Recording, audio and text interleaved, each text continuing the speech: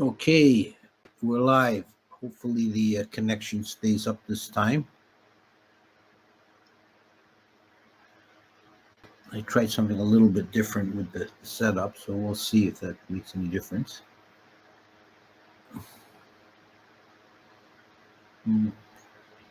Almost ready to start, less than a minute.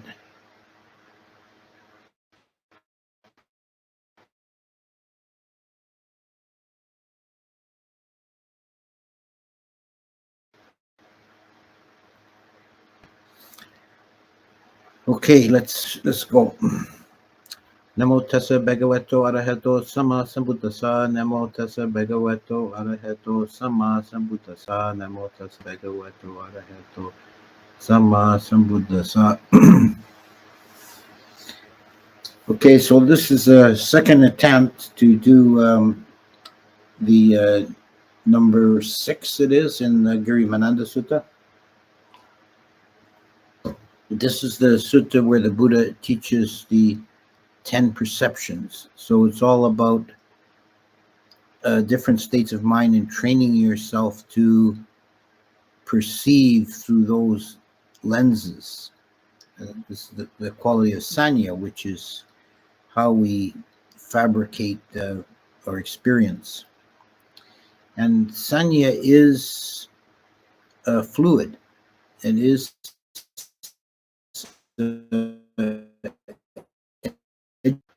we can phase. Perception for today is the perception of dispassion, viraga. Dispassion is a very literal translation of viraga. Raga is passion, and vi is to cut off or terminate. The commentary, which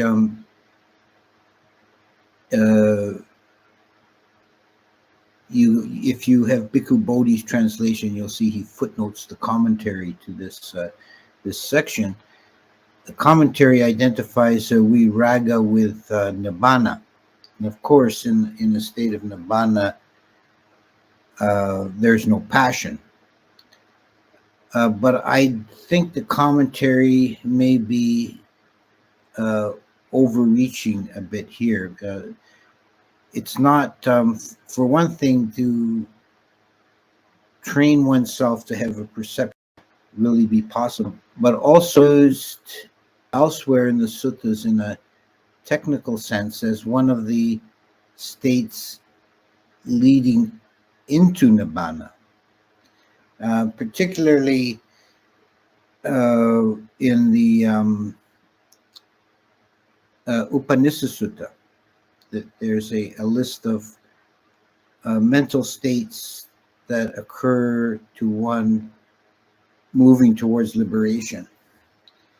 And the particular sequence is nibbida, viraga, nirodha, vimutti.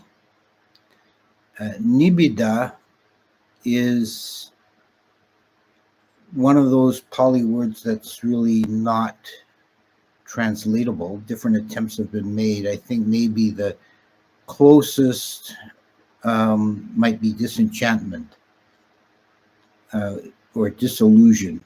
It's when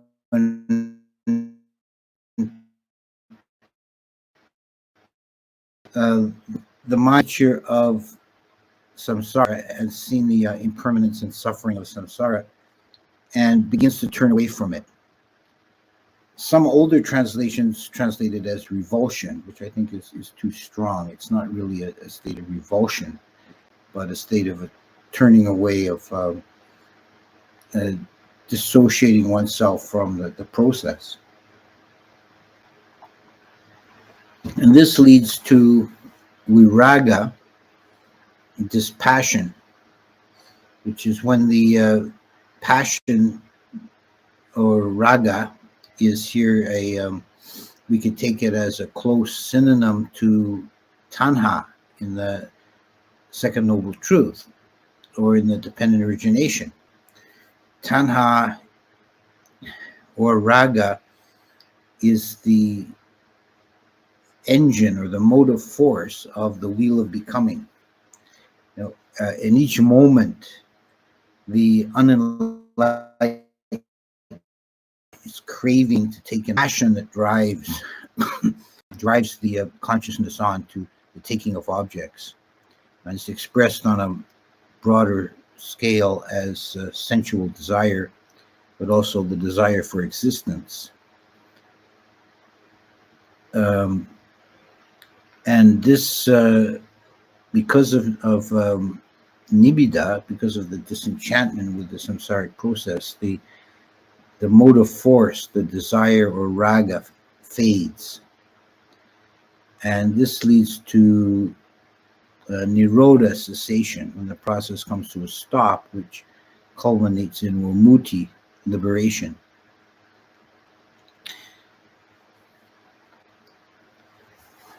So in this particular sutta, in the Girimānanda Sutta, the Buddha is talking about perception, sanya.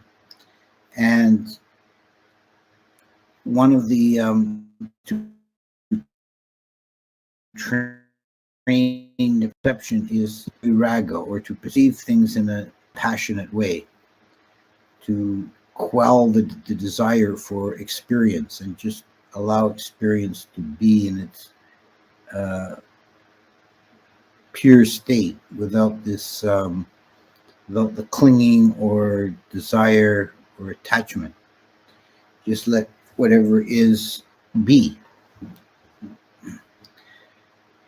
And this would also include the negative form of desire, which is aversion, to not fall prey to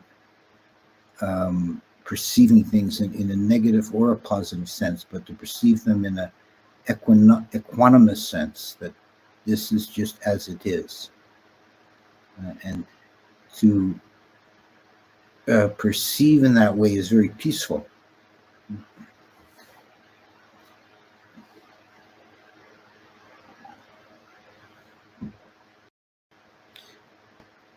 A perception that leads to liberation, that leads on to nibbana, if we perceive things in that way. If we perceive things with the eye of desire, burning with raga, then we're feeding the process of dependent origination. We're feeding the process of coming into being, feeding samsara, and fueling the process of suffering, of birth and sickness, old age, and death, becoming.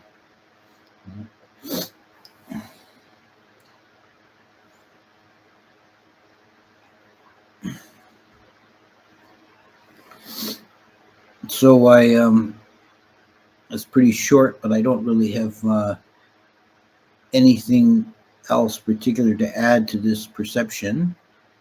So I'll go to the chat now and continue with the discussion based on questions that see that the video.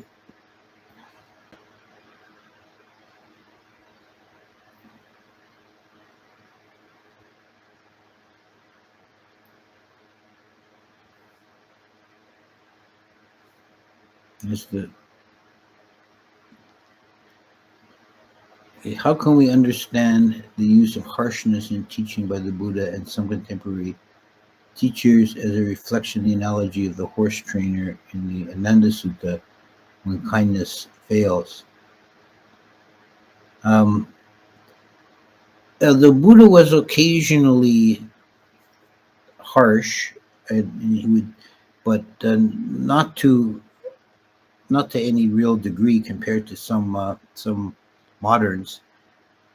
Usually the harshest thing he would say to someone is, "Oh, foolish man." He was, of course, more harsh to Devadatta when they were bishop of the Sangha, and that's probably the harshest thing the Buddha said in the recorded texts. Sometimes modern teachers can be fierce. This is sometimes a teaching method in Thailand. Some of the Thai Ajahns were reputed to be pretty ferocious, and students would be afraid of them. I heard one senior teacher once say that he was passing on secondhand from some other teacher that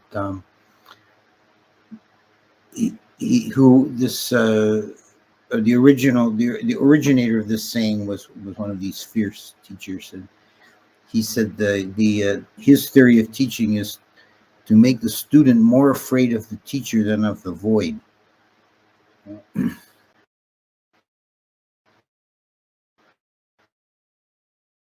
So sometimes a sluggish student. Okay, the chat is jumping up on me here. Let me run it down. Okay, next question. What is it that allows one to make the leap from viraga to the actual experience of nibbana? Does it just happen by itself through the past karma, or is there something one can do? Really, there's nothing to be done.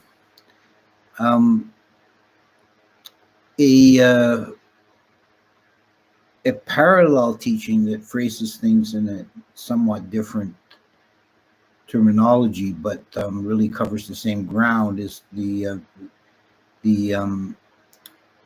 24 stages of insight.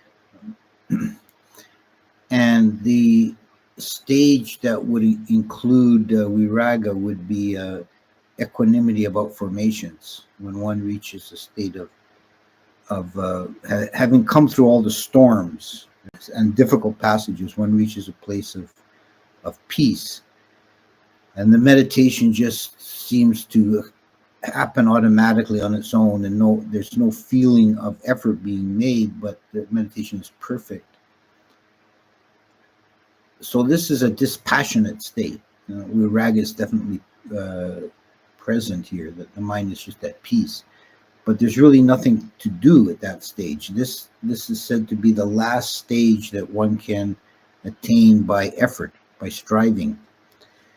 And you just sit there and wait for it to unfold, which will be dependent on your past karma and your state of your paramis and so on. You can't really force it beyond that stage.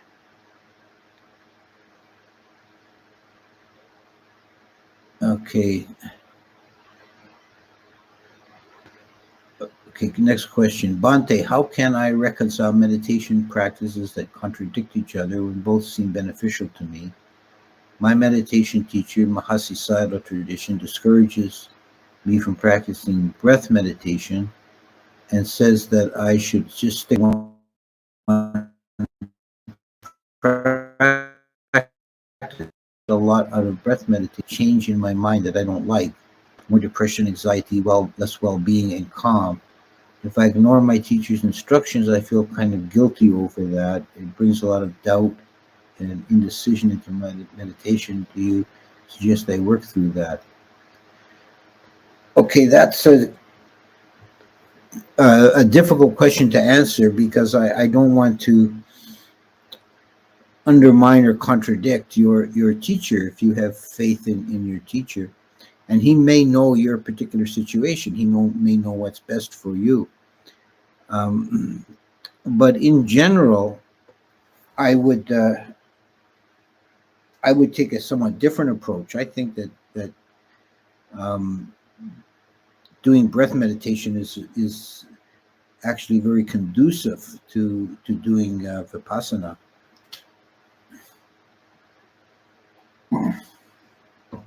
That as it provides a calmness and a clarity to the mind that then you can take to the vipassana work. So I'm of the opinion and the tradition that says that the two go hand in hand. But as I said, he may know your particular mental state, that perhaps you're using here's total speculation, but perhaps you're using escaping into breath meditation to avoid the difficult work of vipassana, of not wanting to look at things. That's a possibility. I think you'd have to talk it through with your teacher. Can you talk briefly on dispassion related to work and livelihood. Yeah, that's actually a practice in many traditions is called the karma yoga, which is, taking meditation or meditative state into actual tasks and work in the world. And the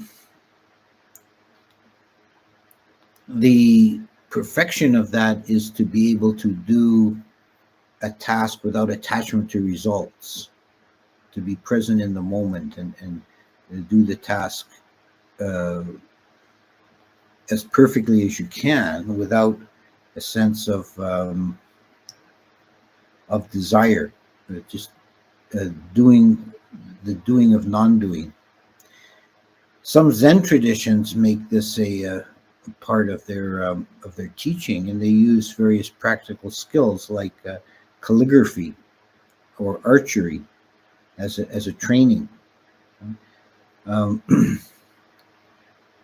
one very clear example I remember seeing in a Zen book, talking about the use of calligraphy as a meditation training, and it had a photograph of a Japanese character drawn by a master, and beside it was the same character drawn by a student, and they looked very similar, but there was something indefinably better about the one by the master.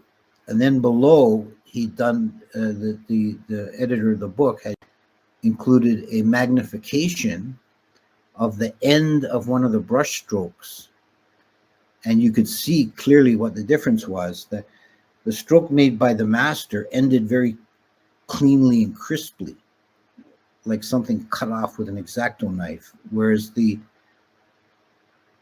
end of the stroke done by the student was kind of fuzzy and indeterminate.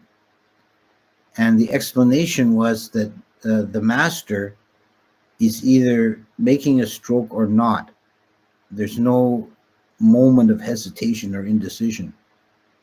So the another way of expressing that is to say that the cognitive mind doesn't get involved. You're just doing it. You're just making the character and doing it perfectly because it's not driven by desire. But the student has a desire in his mind to make a perfect character, and that corrupts the performance of the task.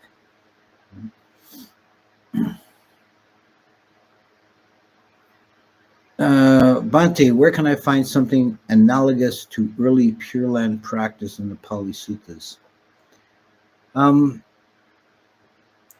don't think you find an exact analogy, but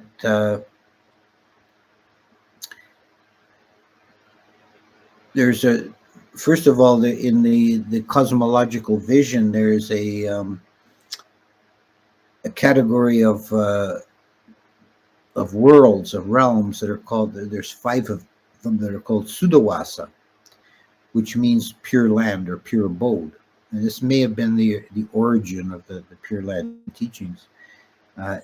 These are places where the Anagami, the one who's almost fully enlightened but not quite, goes after death.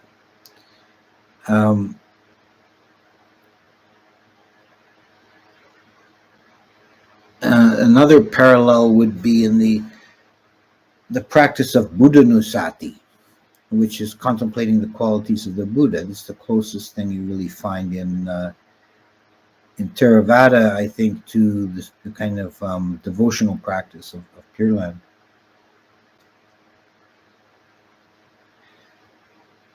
Next one, doesn't the fact that certain anesthetic drugs can break the continuity of consciousness prove that consciousness is dependent or produced by the brain? No, I don't think that proves that at all, because the continuity of consciousness is not broken. It just goes on a different track than the external world. I mean, I've been under total anesthetic once in my life. I had an operation. I was put under anesthetic, and it was quite a remarkable experience because it's not being put to sleep at all. The My memory of it is that the anesthesiologist put the cone over my head with the gas, and he said, "Count from 10 backwards," and I went 10, 9, 8, 7, and then I opened my eyes and I was in the recovery room, and it was like an hour and a half later. There was no sense of time having passed. So the continuity of consciousness was not broken. And I think this is a parallel to existence in the realm of the asanya beings, the unconscious beings. It's said that they can live for hundreds of kappas without a single mind moment. And then as soon as the consciousness arises, they reborn somewhere else. And it's described quite explicitly that way, that the stream of consciousness is going on a different timeline than the rest of the universe.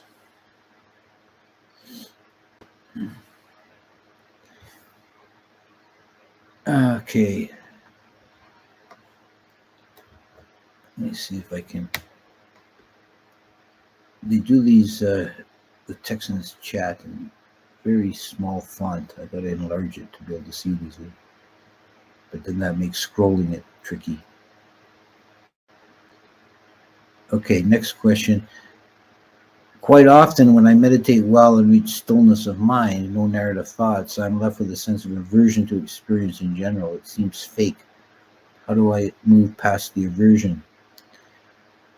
You may be touching the state of nibbida, which in its initial stage can sometimes feel like aversion.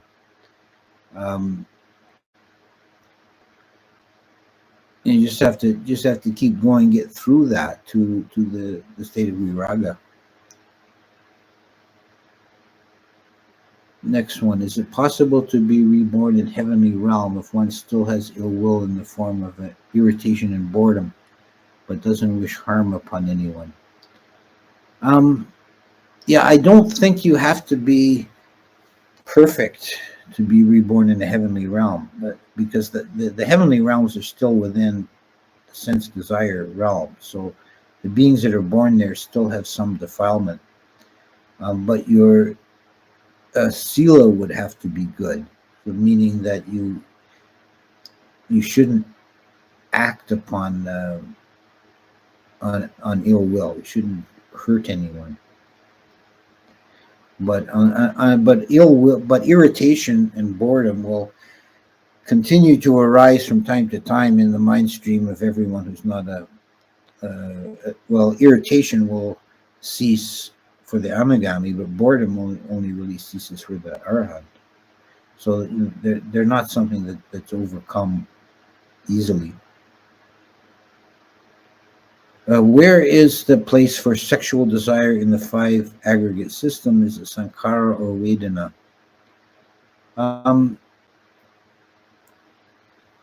I would say it's a complex. It's a sankhara, but it has it actually is a sankhara, but it has a very strong effect on vedana as well, and also the which we're talking about with this sutta, the aggregate of sanya or perception. Sexual desire arises from perceiving signs and particulars. And this is the meditation on 32 parts of the body is a training in perception, to perceive a body differently by focusing on different signs and particulars.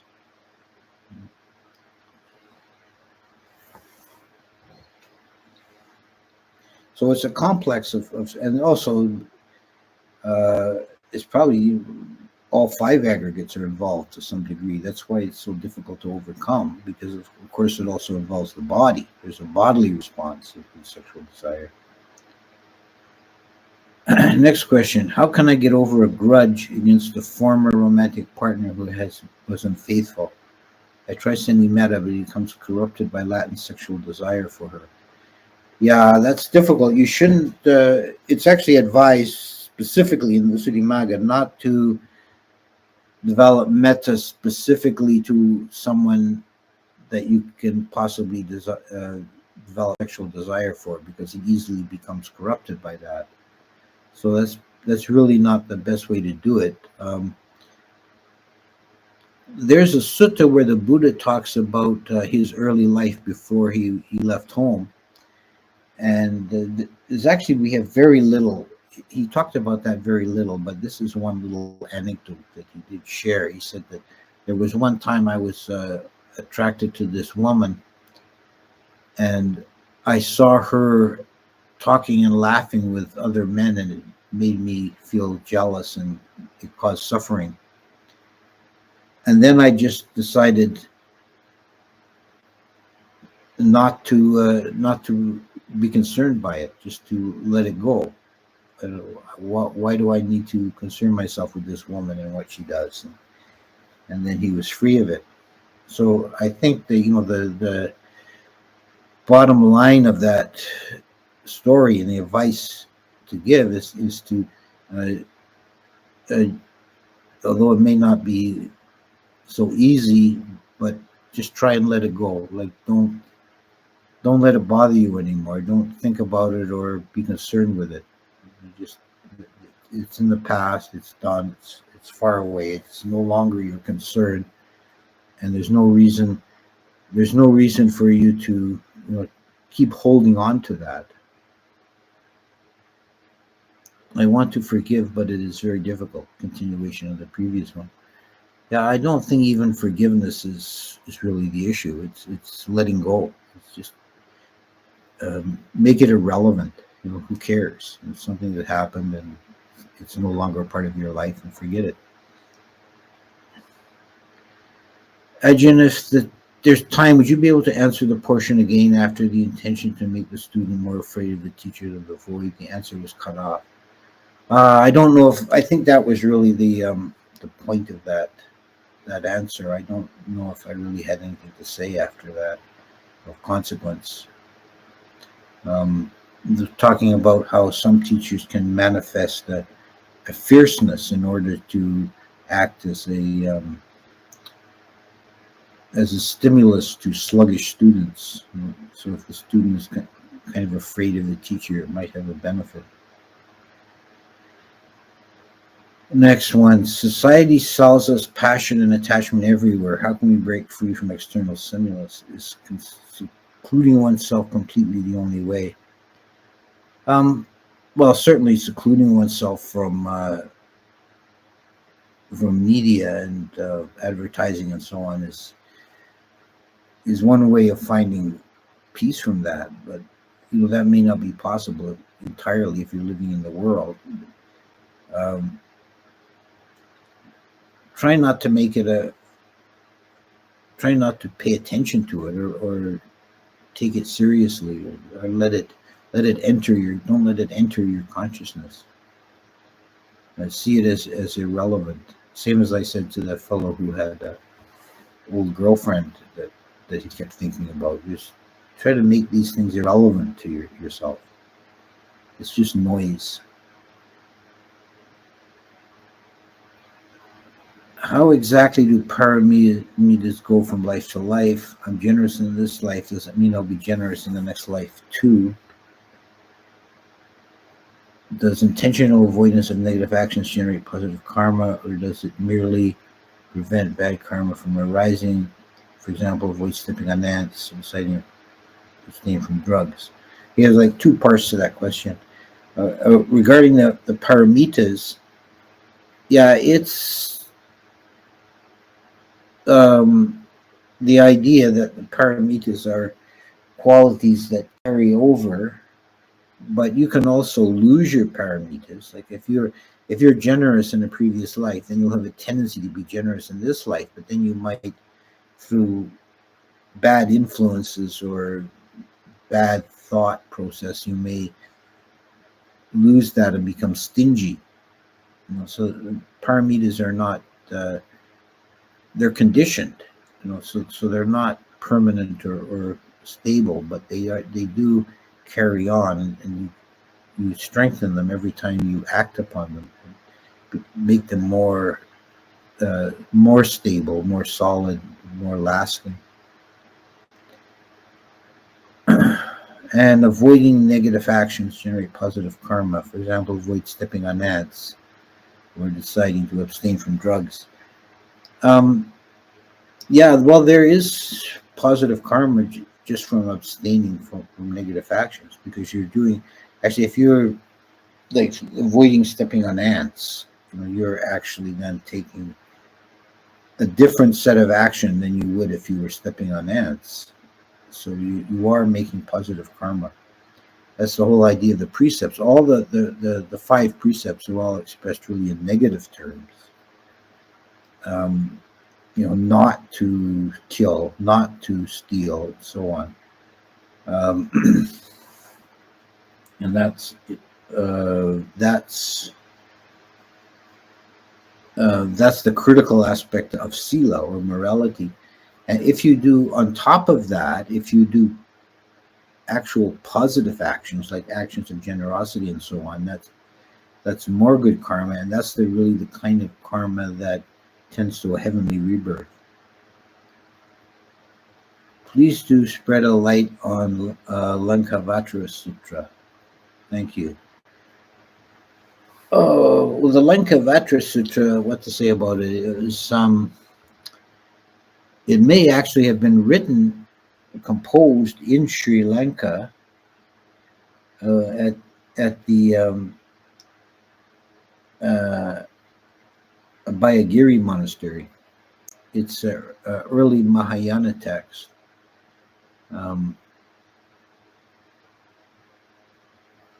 It's been, actually, honestly, I have read it, but it's been a while, and I don't remember the details.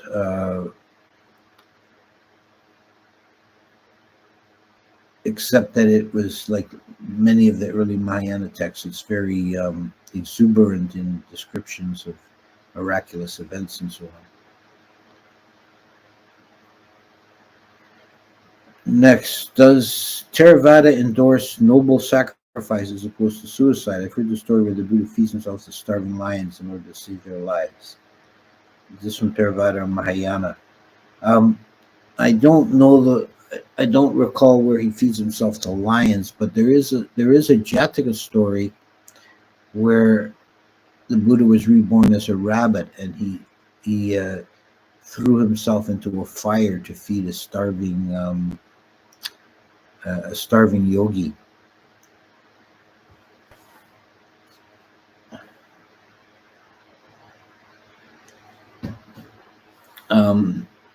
And this was given as a developing the paramita of generosity, but also of aditana, because the backstory is that the rabbit had made a vow that if he saw anyone in need, he would help them. But then he saw this yogi starving from lack of food, and he had nothing to give to the yogi. He decided to give his own body. That's but then it turns out the kind of the climax of the story is that the yogi turns out to actually be Saka in disguise, and the fire, and he uses it's all like an illusion, and the fire doesn't burn the rabbit at all. The rabbit's safe, and he rewards the rabbit by painting the image of a rabbit on the moon. So that I didn't really I couldn't really see the rabbit in the moon until I went to Thailand. And in the tropics, the moon is turned 45 degrees from the angle of view, is turned 45 degrees from the way it is in the northern latitudes. And yeah, it does look like a rabbit. So now I can look at the full moon and mentally turn it, and I can see the rabbit shape in there. I understand dana is easy. Behaving as a dewa is best for the mind. Also, the dewa realm is most desirable by practitioners. However, there is also war between devas and asuras. Can you clarify why there is still war after death? The war only affects the lower two uh, sagas, heaven worlds. There's 6 sensual heavens, and 2 of them are still associated with the earth. They're on Mount Sinnaru. The 4 great kings halfway up, and Tawatingsa at the top. So they still have their feet on the earth, so to speak. So they're still not free from conflict. The first realm that's free of any conflict, where there's no war, there's no animosity, is the Yama world, the next heaven above, which is in space above the earth.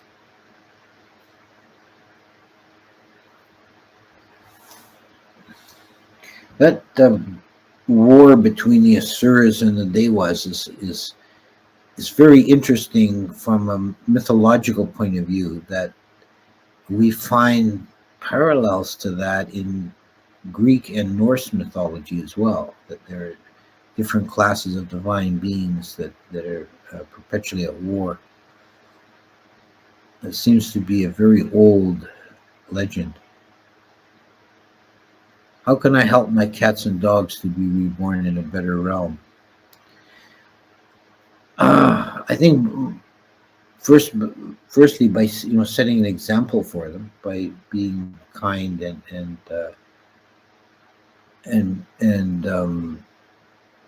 pure in your own expression. I think it doesn't hurt for them for them to hear some Dhamma or some chanting, even though there's stories in the suttas about, or in the commentaries really, about animals that take a heavenly rebirth because they heard that Dhamma being chanted, and although it's said they can't understand it, there's something still touches them inside, affects them. One of these stories is about a frog, that the Buddha was giving a talk, and the frog crawled out of the pond, moved by the sound of the Buddha's voice, although he didn't understand a word. And there was a man standing listening to the Buddha, leaning on a stick, and he shifted his weight, and without knowing it, he put his stick on the frog and crushed it, and the frog was instantly reborn in the heaven realm. Is there any Pali equivalent to the Sanskrit word Rita? I don't think so. Nothing comes to mind. I have an idea what Rita is, but maybe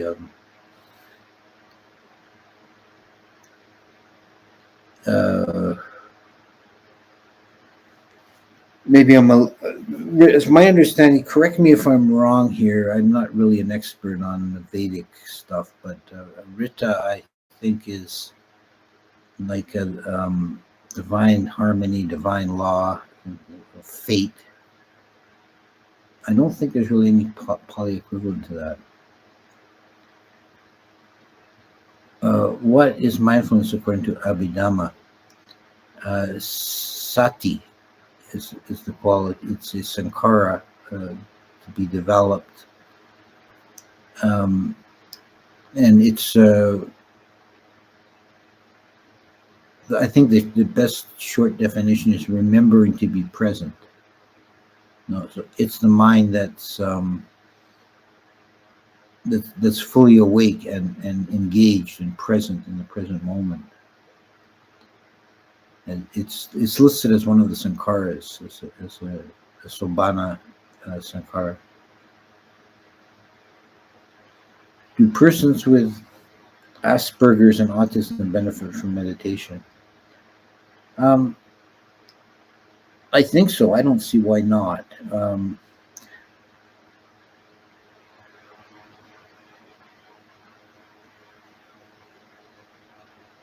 Probably in some ways they might even find it easier to do samatha meditation. I do know that it's not always recommended for people with schizophrenia. It can be a complicating factor. It's not really helpful for extreme mental states. But for Asperger's or autism, I think it could help.